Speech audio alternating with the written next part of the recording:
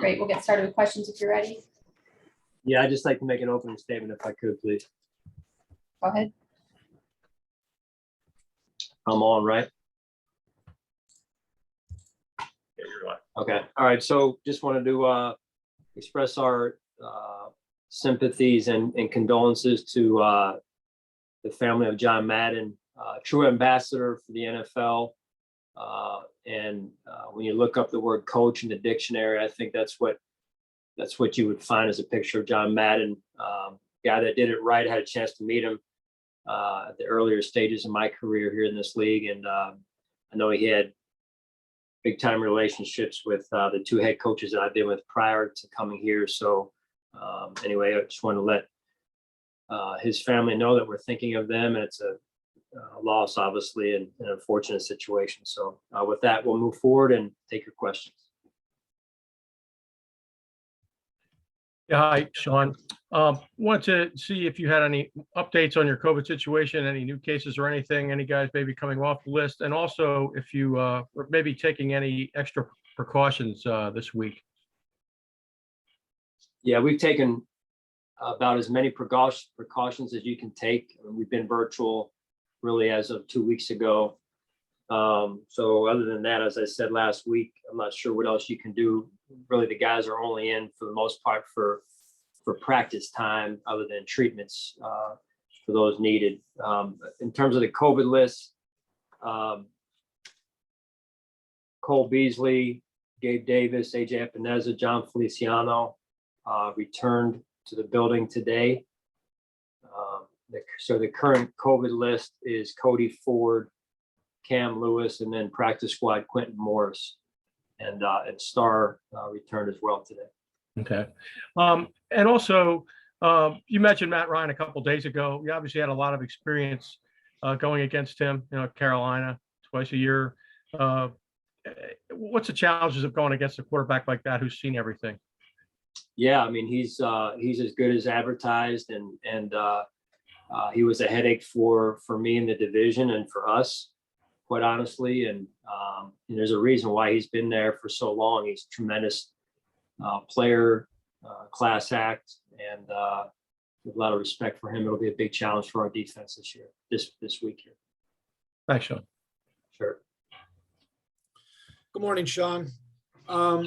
I'm wondering, did the CDC change yesterday? Did that impact three? I think Feliciano would have been up, but the other three, was that because of the CDC changing the protocol? Yeah, I'm not going to be too detailed on individuals and who would have, who wouldn't have, but overall, just generally, yes, Sal, in terms of the change in the protocols there. Okay, and then if I could ask you about, I think you were asked Monday about Kyle Pitts, but if you could go a little deeper, maybe. It seems like he's just such a unique type of player. I mean, tight end is becoming what he is, but he really looks like a wide receiver. How dangerous of a threat, and how much do you have to prepare just for that kind of guy this week? Yeah, unique challenge. Great player, young player, gets down the field. They line him up everywhere, in particular outside as a wide receiver at the number one position. He's a matchup concern, no matter who he lines up against. So, and it's clear that Matt Ryan is off to a good start in his relationship with Pitts. Okay, thanks, Sean. Sure. Good morning, Sean. John Worrell here. Morning. Just now that you're coming off an emotional and a big victory, how do you prepare your team or guard against just getting too caught up in what happened last weekend? I know it's the 24-hour rule, but to come off an emotional victory and knowing that you can control what you can control now, how do you guard against just being looking back at this point? Well, I think you turn the tape on and watch the Falcons team, and you know what you're getting yourself into this weekend. They're a good football team, and they've got a veteran quarterback that'll probably be a Hall of Famer someday. And they've got speed all over on offense and matchup issues as we just discussed. Defensively, they've got a veteran defensive coordinator who's one of the top minds in football. So I think you just turn the tape on, and for those of us in the building, and you have to look no further than to look at the challenge we have in front of us coming into this weekend. Well, that's very fair. And looking back to, you were very upbeat despite losing to Tampa Bay in overtime, in feeling that, in sensing that maybe the team had found something. Are we seeing the signs of what you saw and what people saw in your team in that second half, having gone forward through this, successful, 10-quarter stretch? What's your question, John? I guess, have you seen what you saw? You sensed something had changed in the second half against Tampa Bay. Do you continue to see those signs of progress that you saw back then? And maybe is it validating to think, to have seen it and to sense that you guys might be on the right track right now, found something here? Yeah, we'll see. It's a one week at a time approach, and we're going to need that. We're going to need the continuation of that if we expect to continue having success. So we'll see what happens this weekend. Fair enough. Thanks, Sean. Sure. Hey, Sean, I know you said last week that when guys are coming back from the COVID list, it's very individual for each guy about how quickly they're ramped all the way back up. Do you expect the guys coming back today, will they all be full participants in practice today? For the most part, yes. We have to keep it, again, individually based here, Catherine. And most of our practice will be a walkthrough format today. So may not be a true gauge for you in terms of the answer, but that's where we're at. Okay, that makes sense. And then I was wondering for Emmanuel Sanders, coming back this past game, I know he had kind of a short week before of still working through that injury, but just over the last stretch of the season, what have you seen out of him and how you guys are using him? Well, he continues to work. He's a pro all the way and continues to put himself in position to make plays for us. And I thought he made some huge plays in the second half of that game in particular last week. And we expect the same moving forward.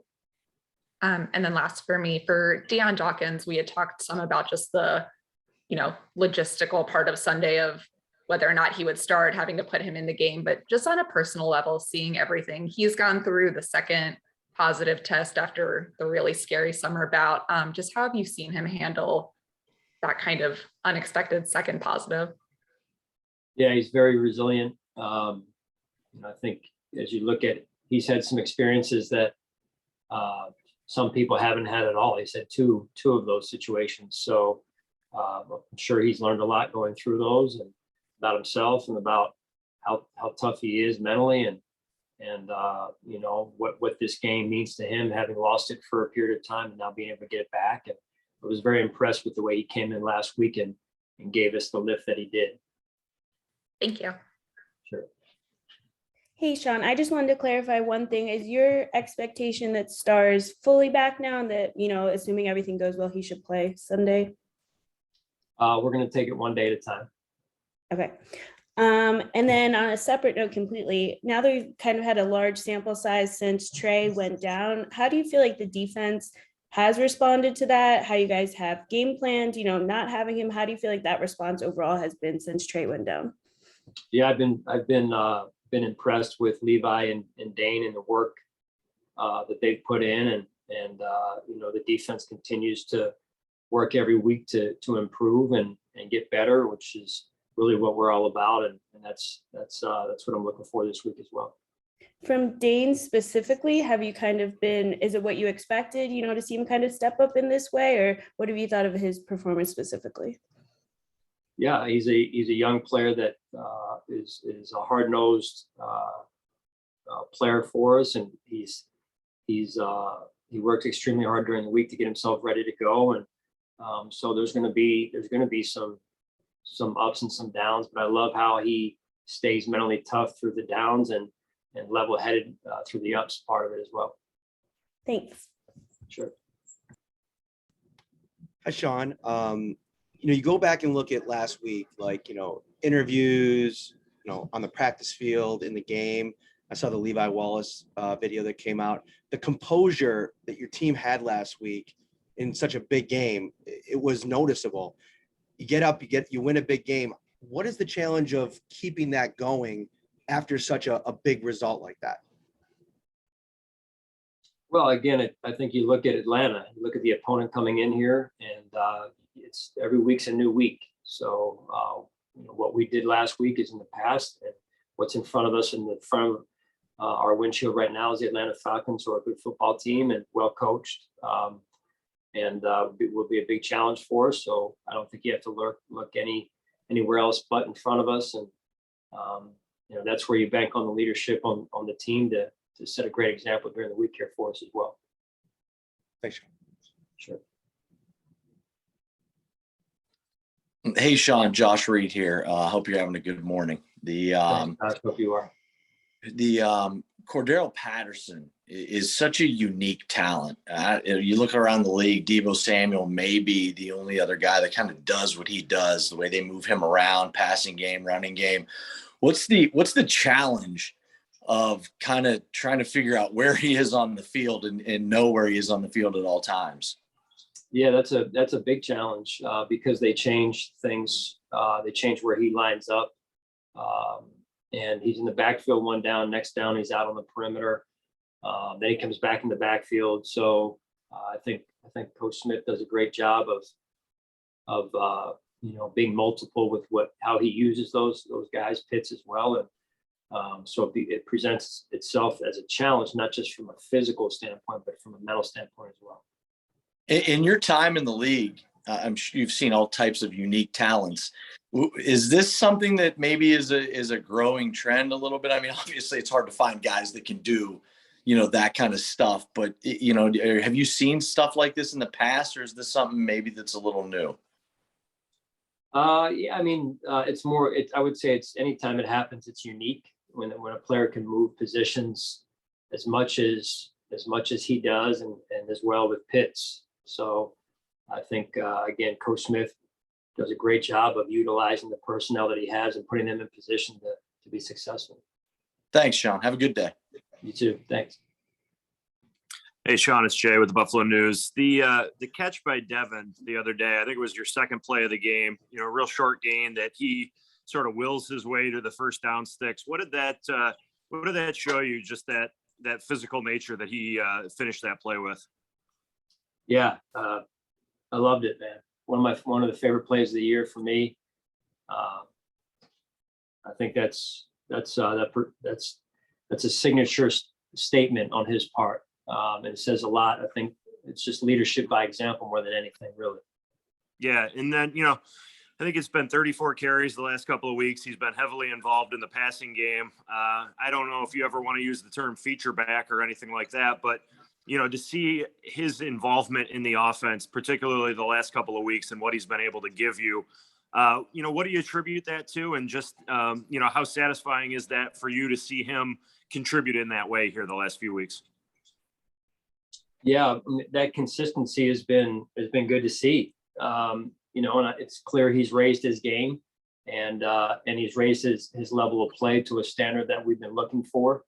And he's challenged at the same time. I think he's challenged everybody on the offense with his level of play and his consistency. So, I mean, he played bigger. He's not a real big guy, but he plays bigger and he gives tremendous effort. And I think he inspires people by that. And like I said, that's the leadership by example thing that I mentioned a few minutes ago. Very good. Thanks, Sean. Have a good week. All right, you too. Thanks. Thanks, Coach. That's all we have today. Okay, thanks, guys.